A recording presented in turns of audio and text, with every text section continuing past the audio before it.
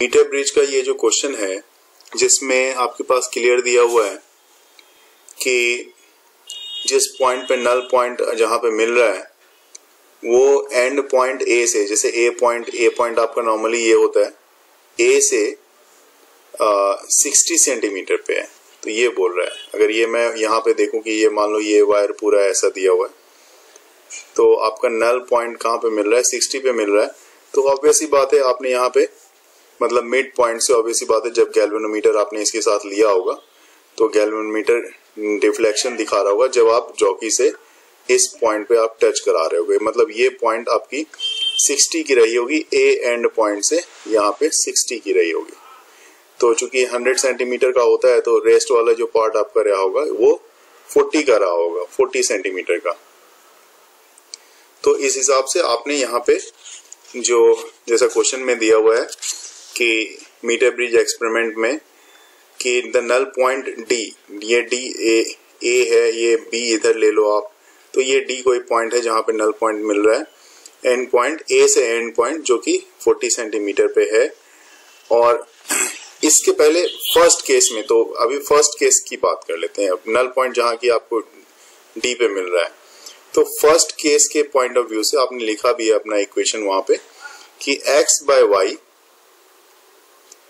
This one is equal to 40 by 60। तो ये cancel होके आपके पास 2 2 जा 4, 2 3 जा 6, 2 बाय 3 दे रहा है। और सेकेंड केस की बात कर लेते हैं। तो इन सेकेंड केस में आपने यहाँ पे क्वेश्चन में जैसा दिया हुआ है कि आप इसको क्या करते हो, आप इसको कनेक्ट करते हो। अब इसमें क्या कनेक्ट कर रहे हो, तो 10 ओम का रेजिस्टेंस सीरीज में कनेक्ट कर रहे हो, ठीक है ना। ये बोला जा रहा है कि if a resistance of 10 ohm connected in series with x के साथ, तो अब आपके पास x प्लस 10 हो गया अपॉन में y। तो ऐसे केस में नल पॉइंट जो ऑब्टेन हो रही है वो AD इक्वल टू 60, ठीक है। Null point is obtain at AD equal to 60 centimetre. तो अभी भी क्या है ये, अभी भी आपके पास ये 60 मिल रहा है और ये मिल रहा है आपको 40 का। तो ऑब्वियस ही बात है अभी भी ये आपके पास 3/2 का मिल रहा है। अब ये 3/2 का मिल रहा है, तो ठीक है, ये 3/2 आ गया। अब देखो जो आपके पास x अपॉन y है प्लस नेक्स्ट जो आपने 10 इसमें सीरीज में कनेक्ट किया था, तो इसको 10/y, इसको मैं ऐसे लिख रहा हूं x/y प्लस 10/y, सेपरेट करके लिख रहा हूं x/y, x के साथ y को, फिर 10/y। This one is equal to आपके पास आ गया 3/2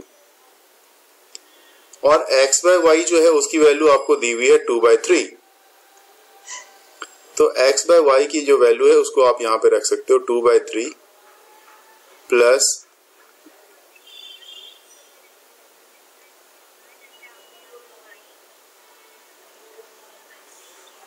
सिर्फ मेरे सेपरेट करने का मकसद ये था कि कैलकुलेशन हमारा थोड़ा इजी हो जाए, ताकि मैं जो है x/y की डायरेक्ट वैल्यू जो यहाँ पे हमारे पास आ रही थी 2/3 उसको मैं प्लेस कर सकता हूँ इजिली। तो ये आपके पास 3/2 माइनस 2/3 आ जाएगा, और जब आप इसको एलसीएम लेके सॉल्व करोगे तो 5/6 आ जाएगा, ठीक है, क्योंकि 3 3 जा 9 और 2 2 जा 4, 9 माइनस 4 मतलब 5/6 आपको दे रहा है। तो यहां से अब आप देखो यहाँ पे 10/y इक्वल टू आपके पास मिल गया 5/6। ये 10/y इस तरफ LHS साइड में और RHS साइड में आपका 5/6, और यहां से आपके पास y इक्वल टू आपको मिल रहा है 10 इंटू 6 अपॉन में 5, 5 2 जा 10 और 6 2 जा 12। तो ये हो गया आपके पास 12 ओम। 12 ओम का रेजिस्टेंस ये हो गया। और अब जो है आपके पास देखना है दूसरे वाले पार्ट को, चूंकि x कितना है, तो x/y आपने यहां पे निकाला है 2/3, तो x upon y, x equal to मैं सीधा लिख देता हूं, x इक्वल टू आपके पास क्या आ जाएगा 2/3 इंटू y। ये आ गया। तो x इक्वल टू यहाँ से ये आ गया 2/3 और y की वैल्यू आपने 12 निकाल लिया, तो x इक्वल टू आपको मिलेगा 2/3 इंटू 12। अब 3 4 जा 12 एंड 4 2 जा 8, तो x इक्वल टू कितना हो गया 8 ओम ये निकल गया। यही आंसर है इसका, 8 ओम और 12 ओम। जैसे हर किसी का अपना बेसिक प्रिंसिपल होता है, तो इसका भी अपना प्रिंसिपल है। क्या प्रिंसिपल है? तो इसमें ये कहता है कि when a constant current flows through a wire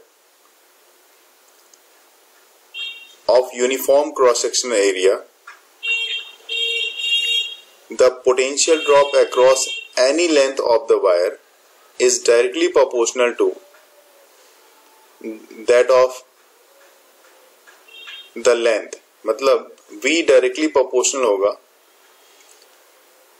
length के, लेंथ ऑफ जो क्रॉस सेक्शनल है वायर के क्रॉस लेंथ ले रहे हो उसके डायरेक्टली प्रोपोर्शनल होगी। देखिए 2-3 बातों को मैंने यहाँ पे पॉइंट आउट किया है। पहली बात कि जब आप इसको प्रिंसिपल लिखोगे तो आप स्टेडी करंट इसमें फ्लो होनी चाहिए।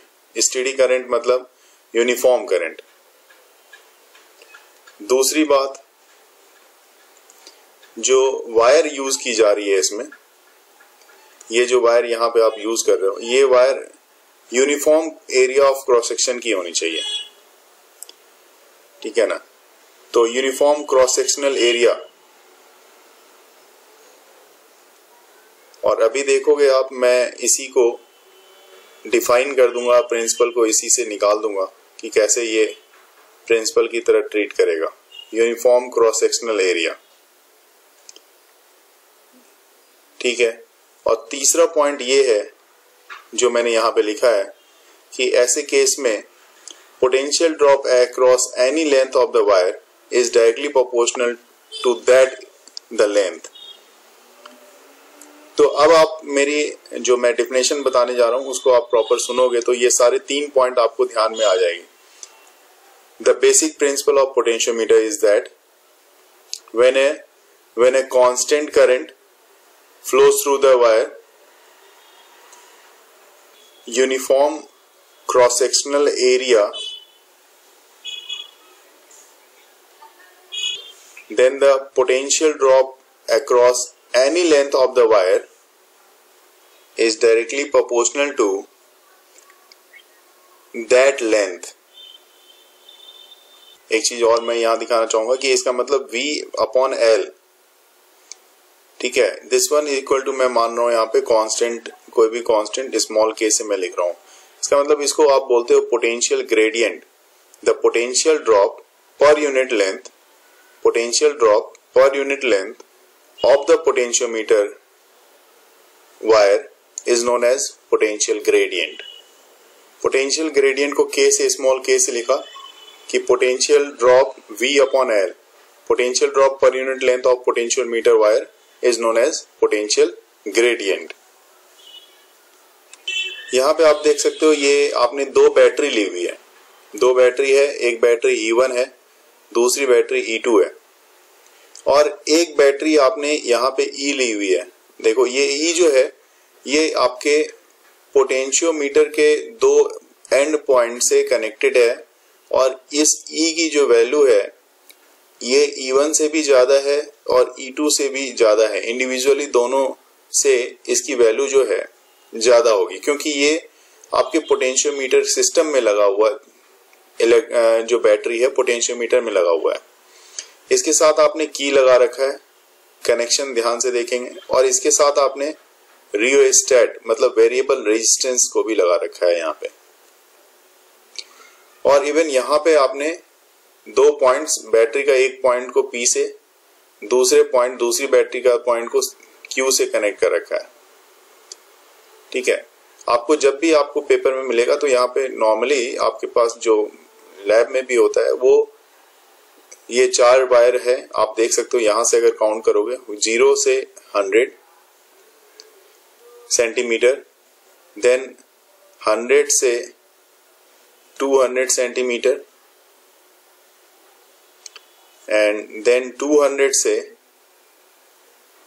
300 सेंटीमीटर, जहां ये जो आपको दिख रहा है उसके लिए वायर की बात कर रहा हूं मैं, एंड देन 300 से 400 सेंटीमीटर, मतलब यहाँ पे 4 वायर हैं। एक वायर ये है ऊपर वाला 100 सेंटीमीटर, दूसरा फिर से 100, तीसरा फिर से 100 और चौथा वाला भी ये 100, मतलब इस तरह से 4 वायर हैं और चारों वायर 100 सेंटीमीटर की है। तो इस तरह से ये 400 सेंटीमीटर की ये वायर आपके पास दी हुई है। मैंने आपसे ये पूछा था कि आप ये बताओ कि पोटेंशियोमीटर को क्यों नहीं इस्तेमाल करते। पोटेंशियोमीटर को इस्तेमाल करते हैं, वोल्ट मीटर को भी तो इस्तेमाल कर सकते थे हम लोग वोल्टेज को मेजर करने में। तो उसके लिए यही जवाब है आपके पास।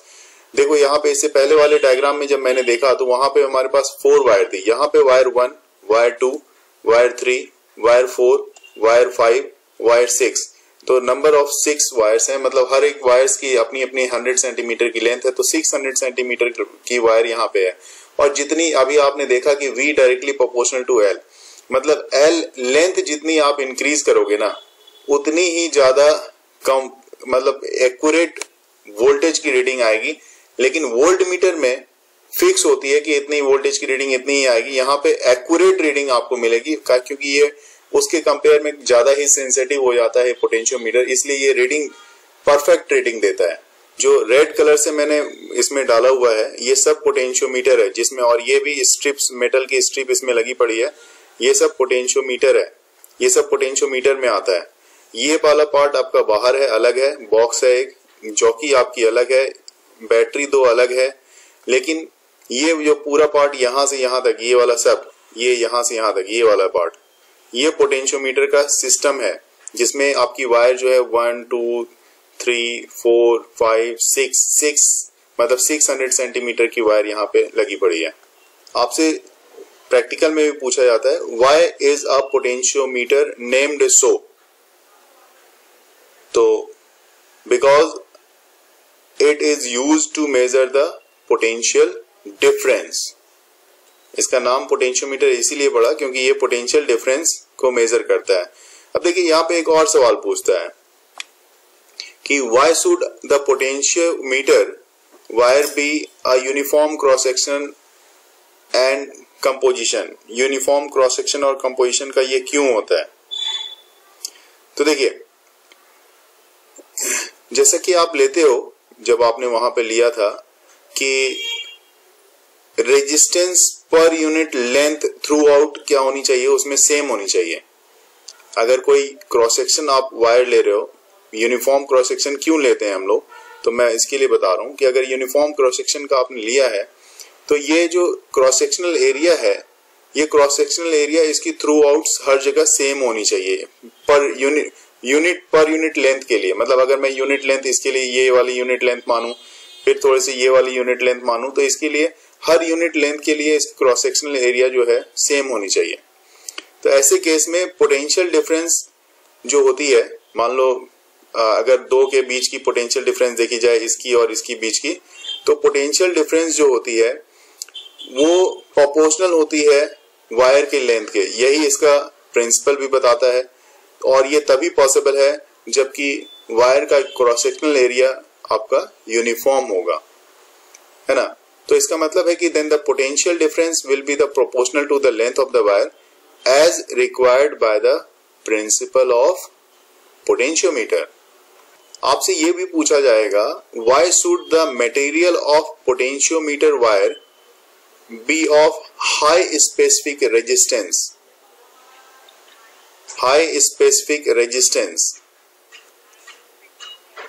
जो है उसके पीछे ये रीजन है कि ये रेजिस्टेंस जो होती है इंटायर लेंथ की, वायर के इंटायर लेंथ की, वो सफिशिएंटली लार्ज होगी, और इस कारण से क्या होगा, जो करंट उसमें जा रहा है वो there is an appreciable potential drop. मतलब आप सोचो, जो रेजिस्टेंस है, ठीक है, उसमें जो करंट जा रहा है वो मतलब जो एक पोटेंशियल ड्रॉप होनी चाहिए इसके अक्रॉस, उसको मेंटेन करता है। मतलब जैसे आपको फॉर्मूला भी आपने पढ़ा है, V = IR,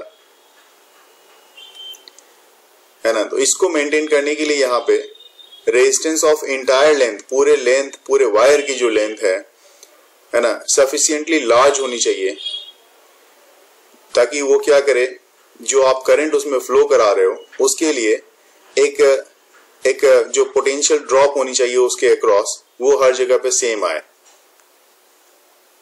जहां तक कनेक्शन का सवाल है, आप देखो कि एक एंड से बैटरी के पॉजिटिव को आपने कनेक्ट किया, मतलब आपको यहाँ पे एक एंड पे पॉजिटिव मिल रहा है, और दूसरा एंड पे जो कि 600 सेंटीमीटर का दूसरा एंड है, ये तो 0 से शुरू हुआ था और यहाँ पे आपका 600 पूरा हो रहा है, तो 600 वाले एंड पे ये बैटरी के की से कनेक्ट होता हुआ और रियोस्टेट से कनेक्ट होता हुआ बैटरी के नेगेटिव से कनेक्टेड होता है।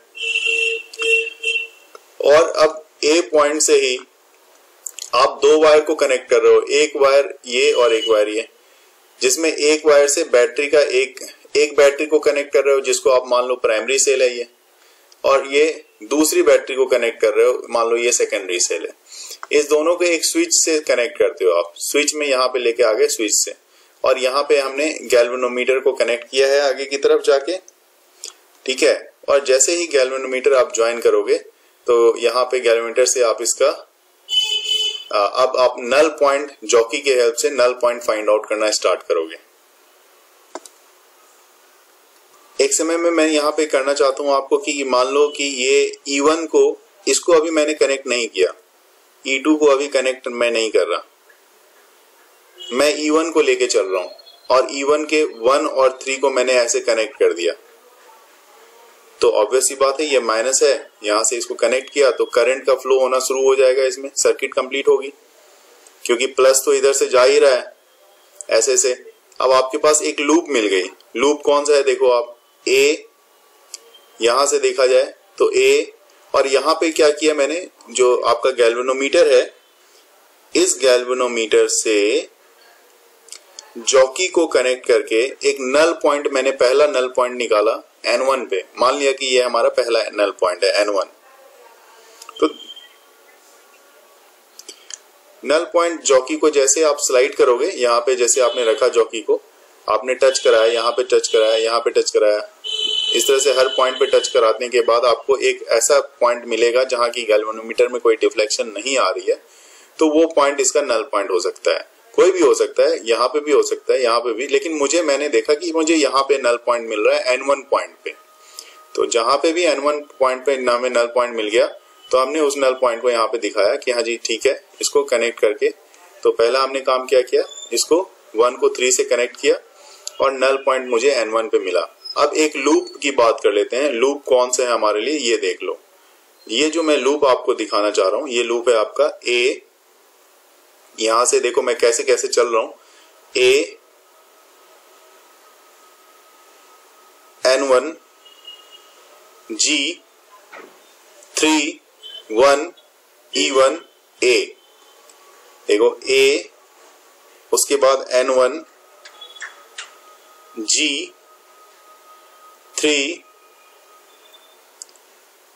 1, E1, A। इस लूप में वोल्टेज आपको देखनी है। तो A से N1 तक की लेंथ को मैं मान लेता हूं कि A N1 की जो लेंथ है हमारी वो L1 की है, और मैं ये भी मान लेता हूं कि लेट पोटेंशियल ड्रॉप, चूंकि यहां पे पोटेंशियल की बात हो रही है, तो potential drop per unit length of the wire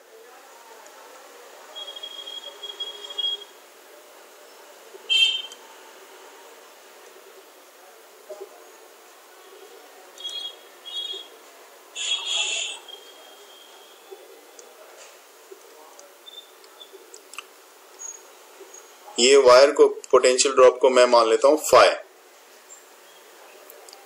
तो L1 लेंथ की पोटेंशियल ड्रॉप का पोटेंशियल कितना होगा, तो L1 के लिए पोटेंशियल ड्रॉप होगी फाई L1 की, कि यूनिट लेंथ की पोटेंशियल है फाई, तो L1 लेंथ की पोटेंशियल ड्रॉप हो गई फाई L1 की। तो A से N1 तक का पोटेंशियल हो गया आपका फाई L1। उसके बाद आपने क्या देखा, आपने देखा N1 के बाद आप गैल्वेनोमीटर पे चले गए, यहाँ पे करंट जीरो रहा होगा, क्योंकि नल डिफ्लेक्शन है, डिफ्लेक्शन नहीं आ रहा, इसका मतलब जीरो है। और V इक्वल टू आप आई आर लिखते हो, तो I इंटू आर, तो R जो भी है गैल्वेनोमीटर का रेजिस्टेंस को हम लोग G से हमेशा रिप्रेजेंट करते हैं। तो जब I आपका जीरो है तो ये इसका पोटेंशियल आपका जीरो हो जाएगा। तो इसके लिए यहाँ पे आप क्या करोगे कि भाई इसके लिए तो जीरो है, आप सीधा बोल सकते हो कि गैल्वेनोमीटर के पास की पोटेंशियल क्या है, वो जीरो है। तो फाई L1 प्लस जीरो। उसके बाद हमेशा की तरह जैसे आप बैटरी पे, उसके बाद यहां से 3 पे चले गए, 3 से 1 पे गए, और 1 से बैटरी के निगेटिव से आप कनेक्ट हो रहे हो। तो निगेटिव से कनेक्ट हो रहे हो तो मैंने आपको बताया था कि -E1 लिखेंगे, ठीक है। तो यहाँ पे फाई L1 प्लस जीरो, ठीक है, और ये प्लस जीरो के बाद अब यहाँ पे आप दिखा सकते हो कि भाई आप इसको यहाँ पे -E1 इक्वल टू जीरो। तो इससे एक इक्वेशन आपके पास आ गया, phi L1 equal to E1। एक इक्वेशन तो आपके पास यहाँ पे बिल्कुल आपके सामने है। उसी तरह से दूसरे इक्वेशन की जब बात करेंगे तो मैं यहाँ पे इसको थोड़ा सा इरेज कर देता हूँ। ये अब कनेक्शन हमारा यहाँ पे नहीं रहा, 1 को 3 से कनेक्ट नहीं करना है। अब आप दूसरी बैटरी को कनेक्ट करने की कोशिश करो, और दूसरी बैटरी है आपकी E2 वाली, इसको कनेक्ट कर दिया मैंने 3 से। तो अब लूप आपका आपने देखा उसके बाद कि आपको बैलेंस पॉइंट अब N1 पे नहीं N2 पे मिल रहा है, मान लो। तो N2 पे मिल रहा है और इसकी लेंथ जो है आपकी फाई L2 की है N2 पे। तो आप ये बोल सकते हो यहाँ पे कि भाई AN2 जो है, AN2 इसकी लेंथ आपकी हो गई L2। और अब आपको लूप कौन सा देखना है, तो आप देखो AN2G32E2A। तो लूप आपकी रहेगी अब आप AN2G32E2A। अब आपकी दूसरी लूप ये होने वाली है, ये रहेगी आपकी लूप। और इस लूप में देखो आप इसका पोटेंशियल, जैसे यहाँ पे इससे पहले मैंने पोटेंशियल लिया था ये फाई L1। अब यहां से A से N2 तक का अगर लेंथ आपका L2 है तो इसका पोटेंशियल होगा फाई L2। और चूंकि नल पॉइंट आपको यहाँ पे मिल रहा है गैल्वेनोमीटर पे, तो प्लस जीरो। और उसके बाद आप इससे जाके फिर निगेटिव में कनेक्ट हो रहे हैं तो -E2, this one is equal to zero. तो यहां से इसी का आपको मिल रहा है phi L2 equal to E2, और ये हो गया आपका इक्वेशन 2। अब इक्वेशन 1 और 2 को देखो और दोनों को डिवाइड कर लो। 1 डिवाइडेड 2 करोगे तो आपके पास मिलेगा L1 bye L2 equal to E1 bye E2। और इसी को आप बोलते हो कंपैरिजन ऑफ EMF। EMF का आपने कंपैरिजन किया, दो बैटरी का, दो सेल का यहाँ पे आपने कंपेयर किया है। एक सेल आपकी प्राइमरी सेल है जो कि E1 है, दूसरी सेकेंडरी सेल है जो कि E2 है, और इस तरह से आपके पास कंपेयर करके L1 बाय L2 की वैल्यू आपको ये दे रहा है। तो काफी आसानी से ये समझ में आ गया होगा आपको।